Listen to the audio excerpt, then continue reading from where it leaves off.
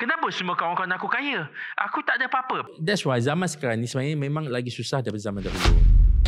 Apakah nasihat Sir untuk anak muda untuk mengelakkan daripada kemiskinan? Okay, sebenarnya zaman sekarang yang perasan untuk anak muda ni, korang ada masalah FOMO dan YOLO. The way kita tengok FOMO ni adalah, zaman sekarang ni anak muda ada IG, ada TikTok. And then you follow artis-artis, selebritis yang duit dia banyak. Dia pergi tunjuklah dia bawa beg mahal-mahal, pakai perfume mahal-mahal, bawa kereta besar-besar. Itu adalah artis dan selebritis. How about kita pergi ke peers pula, kawan-kawan kita. Bayangkan setiap orang ada win. Kita semua ada win. Contohlah, seorang ni maybe ada kereta mahal. Atau seorang ni ada rumah besar. Seorang ni ada keluarga yang baik. Ada beg tangan lawa. Boleh makan kat luar. So, semua kawan-kawan you dekat dalam social media ni akan tunjukkan semua korang punya kejayaan. You pula tengok.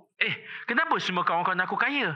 Aku tak ada apa-apa. Padahal maybe lah you have a good career. That is your win. Padahal kau pergi comparekan diri kau satu orang yang ada satu income ni, kau pergi comparekan dengan 9-10 orang lain yang ada 10 income yang berbeza. Dan dia tunjukkan dia pergi win. So kau nak keep up with the Joneses, kau nak saing dengan dia, apa kau buat? Kau pergi swipe kad kredit contohnya. Kau pergi apply for Shopee Pay contohnya. Kau pergi ambil personal loan contohnya. Semata-mata nak ikut dorang sebab hati kau rosak. So that's why zaman sekarang ni sebenarnya memang lagi susah daripada zaman dahulu. YOLO pula macam mana pula? YOLO ni pun sampai sakit hati juga. You tahu ada boy band ni yang dekat South Korea, dia nak buat last concert sebelum dia masuk askar. Sanggup ambil hutang panjang-panjang, tak fikir panjang untuk pergi ke sana, beli tiket kapal terbang, pergi tengok konsert. Lepas tu bila dah habis tengok konsert, yang tinggal apa?